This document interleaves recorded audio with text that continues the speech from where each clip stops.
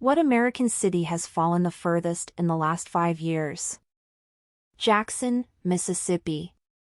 The murder rate is literally unbelievable and the decay of the city and basic amenities is really tragic. Easily the worst place I've ever been in my entire life. It is crazy to me that that is the capital of the state and all of the politicians have to drive through there and witness it. The entire area around the Capitol building is completely dead and there are homeless people everywhere, everything is dilapidated and dirty. All of the politicians have to drive through there and witness it. Oh, that's the fun thing, our politicians don't even go there. Our governor even joked about being glad they didn't need to go to Jackson during its water crisis last year. Where do the state politicians conduct their official business? Very interesting. Sometimes I wonder if they do anything at all. I've heard they pop into the governor's mansion to sign stuff and then rush back to their hometowns. I think Brandon, this isn't a joke, there is a Brandon MS, has been attracting a lot of the white population moving from Jackson. Wouldn't be surprised if a lot of them lived there too. I live in Brandon and I can confirm this is the case.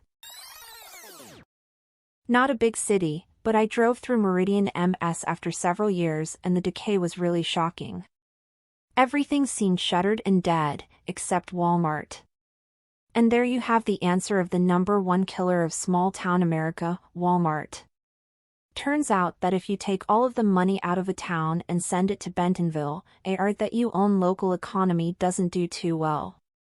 If your town is too small for a Walmart, Dollar General will gladly handle the service for you. Appalachian regions of Maryland and PA know this all too well. My God, it's depressing. Walmart is the reason for the decay. They often get tax breaks for setting up shop in rural communities, then they put all other businesses out of business by selling products made overseas at prices lower than the smaller stores can even buy them at. Let's say Walmart isn't there and Joe's hardware store is. How are you buying the American-made $100 saw off your $7.25 salary? Unfortunately, this is a tough question to answer. It may be that the Walmarts of the world, singling them out to stay on theme, but it's really most major core, have taken us past the point of no return. Corporate greed and grossly inflated executive salaries have done a number on this country, and the rest of the world really. It's pretty disgusting that some of the major factors that made companies like Walmart so successful include union busting, denying healthcare, and eliminating pensions. But Walmart didn't bust Joe's hardware store of one employee plus some family members getting paid under the table union. Those small retail business didn't offer healthcare or pensions either. Certainly didn't rent out all the grocery stores, mechanics, etc. in most areas. So on the Walmart theme, what small retail business did they drive out that employed for the same pay, benefits, and hires nearly as many people? Sure, they took out your local Kmart and Sears, but not like those were small businesses. You gotta go back further than Kmart and Sears. This had been well documented and pretty universally agreed upon that big box stores killed the local shops. There is a great documentary called The High Cost of Low Price that dives into it. For the record, I'm not anti-business or even anti-big business for that matter. I am anti-exploitation though, and it's tough to argue that Walmart and other corporations have not exploited their workers and the American taxpayer. I'm not saying they didn't kill local shops, just that local shops didn't employ enough people to keep a town afloat. Moving manufacturing out of the towns, moving rail lines, shutting down coal plants, etc. Those things kill a town, losing a local hardware store / florist / etc. and it being replaced by a box store doesn't really kill it. If the town was dead, Walmart can't make money either. I just wanted to say I'm from Detroit and I'm really proud of my city for how it's bouncing back recently. Yes. I recently moved to Detroit from the Northeast and I really love it here. Compared to the rest of the country, it's relatively affordable and the quality of life is great. Was shockingly surprised because everybody always said how bad Detroit was, but that is definitely not the case here anymore. I am very happy here overall. In general, I think the big cities around Lake Erie are wildly underrated. Buffalo, Pittsburgh, Cleveland, Detroit are all solid places to live with low cost of living and high quality of life and access to urban amenities. Gotta deal with snow/cold for several months, but that's the trade-off for affording a nice house. I just visited Pittsburgh this weekend for the first time. I fell in love with the city. I'd easily live there. Recently moved from Cleveland to Detroit and literally everything I can think of is objectively better sans immediate lake access Cleveland has. Detroit only has the river and the metro parks, of which Cleveland has probably the best in the nation. I think this can be offset by access to northern Michigan, and there are enough hiking spots close enough to the city. There are more parks here than I ever saw in Cleveland, but they are not hiking parks like the metro parks. Even the roads here that everyone in Michigan bitches about is way better than the roads I dealt with in OH/Cleveland, particularly in the neighborhoods. I lived in a very gentrified area of Cleveland and the poverty and crime I witnessed regularly was far worse than anything I've seen in downtown Detroit.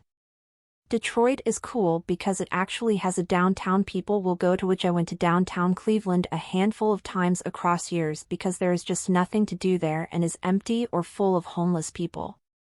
Infrastructure is enormously better and traffic in some of the Cleveland suburbs were unbearable. The architecture of both cities are very similar, with Detroit having much more scale. Detroit suburbs are also infinitely cooler than any suburbs around Cleveland, which get very conservative very quick as soon as you leave the city, aside from a handful of areas like Lakewood or the Heights on the east side.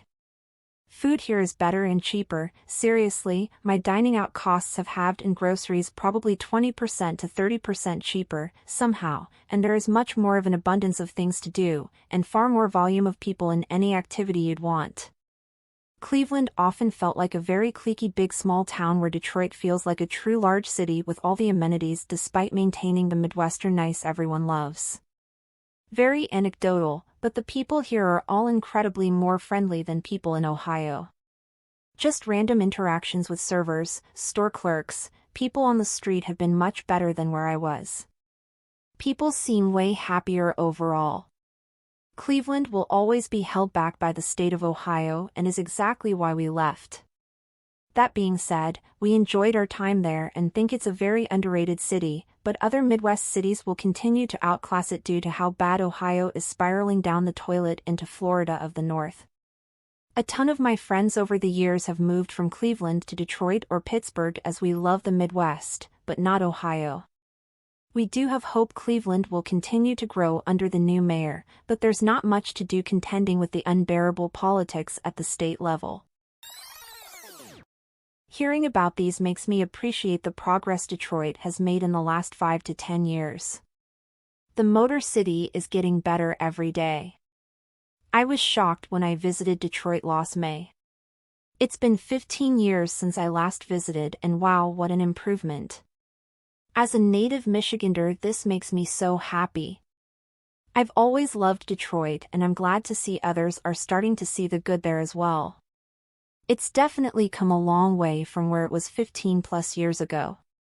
As a fellow Michigander, I love how many great restaurants are popping up downtown, and there seems to be a new art gallery or something cool to do every week, plus there's some new tech companies and startups coming up. There are still a lot of areas that need improvement, but it's honestly much better than how it was 10 to 15 years ago. I mean, I went back to my old neighborhood on the east side recently, and it's still barren houses for blocks and blocks. Downtown looked a ton better though. Yeah, I love it here, and there's been a lot of good work downtown and along Woodward, but there needs to be more work on the other neighborhoods. Feels unfair to the people who have been here the longest. Maybe instead of spending our tax money on building stupid autonomous vehicle lanes as free advertisement for Ford and GM, we could send money to neighborhoods on the north/east sides. Maybe even expand the Q line and build new lines so that it can actually take people more than 2 miles down a single road, lol. This city needs more people-oriented planning and not industry/car-oriented planning. Obviously we're doing better, but there's a long way to go. New Orleans. Our current mayor is blatantly corrupt and open about it. She's been caught misusing public funds and banging one of her security officers on city time and on city dime. She took absolutely no accountability during the pandemic despite enforcing outrageous COVID restrictions that she herself never followed. Our infrastructure is crumbling. We had the Hard Rock Hotel collapse during construction, killing 3 workers and injuring 20+ more. It took 2 years to demo that building and retrieve the bodies. When trying to demo the construction crane, they used a controlled explosion which catastrophically failed and caused the crane arm to swing, potentially killing hundreds in the immediate area despite being in a closed-off area. Luckily it didn't break off, which it was supposed to do because that's what the demolition was supposed to accomplish. This added TK the over 2 years it took to demo the site. Our public transportation system is becoming more scarce, with fewer streetcar routes, fewer bus routes, and longer wait times for public transit. Average police response time is anywhere from 4 to 9 hours as there is no reported injuries, and 35 to 50 minutes for violent crime or reported injuries. Violent crime is the worst it's been since before Katrina, and the housing market is outrageous despite the properties falling apart. The job market is abysmal, and no reputable companies want to operate in the city. New Orleans is actually what people picture when they think of Detroit. The Hard Rock thing blows my mind. Last time I was there I asked our Uber driver why they still hadn't cleaned all of that up. It wouldn't be that big of a deal, but one body is still stuck up there. You can see his legs dangling over the edge. Oakland looked like it was on the path to bigger and better things before the pandemic. A few tech companies moved headquarters there and more were looking to move. Urban renewal looked like a real possibility. Then the pandemic hit and undid all the progress and then some. Parts of Oakland feel lawless, 911 does not respond and criminals walk from car to car, breaking windows in broad daylight. The local government seems utterly incompetent. Really sad situation for everyone living here. Damn, I was heavily warned before going, but a couple months ago I was able to visit the downtown and was pleasantly surprised at how empty and chill it was. Walked around and hit a couple shops and got some coffee, then left. I thought it was an oddly nice experience. From downtown going towards Berkeley and Lake Merritt are still very nice livable areas. West Oakland is improving slowly. East Oakland is a lawless land. Charleston, WV. Its population has steadily declined by an average of about 1.5% per year for over 2 decades. It's the only state capital in the U.S. is dying. Jackson, MS would like a turn. Yeah. I visited Jackson recently and I was shocked. The water was not safe to drink, most of the former downtown is boarded up, and everyone who could move out is gone. I take Uber when I travel for work and I have never been warned so strongly to stay out of the city. Every Uber driver, black, white, old, young, male, female, every single one told me to set up my meetings outside the city. San Francisco. Born and raised there and I've never seen it like this. People are leaving notes in the windows begging thieves not to break their windows. A coworker took the tint off his windows so they can see he doesn't have anything. They busted his windows and took his 49er bobblehead that was on his dashboard. I was told to just never lock your car doors in New Orleans. They're breaking in regardless, so just leave it unlocked so you don't have to replace a window. I read on here a comment from a guy living in SF who did this, but found 3 homeless people in his car the next morning. Seems like you just can't win. All the cities across the U.S. have most of the same issues: declining tax revenue, rising homeless population, exploding drug addiction rates, and wild spending to fix the last 2 issues. These issues have been building for decades and will take decades to fix. Cities are spending money to solve a national issue.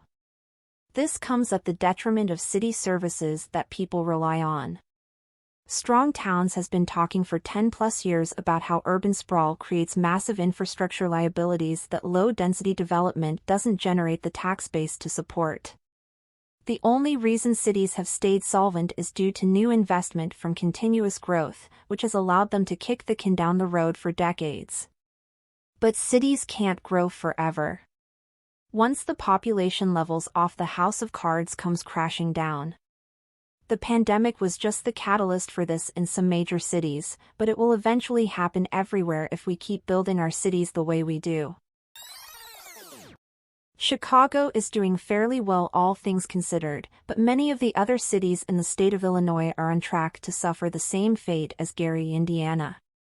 Chicago has the advantage of scale and a highly educated labor force, so companies are willing to deal with the high property taxes in Illinois to be in proximity to Chicago. Other cities in the state like Bloomington, Rockford, Springfield, and Decatur don't have these same advantages, so companies looking to open a plant, mainly manufacturing/food processing, have no reason to choose them over comparable places with lower taxes like Indiana and Iowa. This has led to massive population loss and increases in crime basically everywhere that isn't a college town. When you hear about Illinois suffering a massive exodus, it's from places like this downstate, not Chicago. Bloomington is fine. It's a college town with state farm insurance, and they recently revived the auto manufacturing facility with Rivian. Bloomington and Champaign are the only two exceptions because of the colleges. Peoria seems like it's on the fence and could go either way. Springfield will still have a base from being the capital. Those two at least have more going for them than Rockford, Decatur, Moline, or Danville. Woo boy, those areas are rough. The real answer is hundreds of medium-sized towns with no economic anchors scattered across the U.S. that have been slowly suffocating and withering away since March 2020. The opiate epidemic and political conspiracy theories have absolutely ravaged the American middle class. Since March 2020.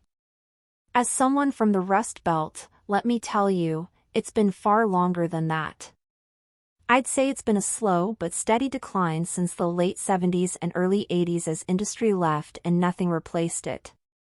I recently visited Pittsburgh and thought it was pretty great, but it also has half the population of its peak. It has reinvented itself and is now a fairly nice and affordable place to be, but hard to say it is recovered. Please like and subscribe for more daily content.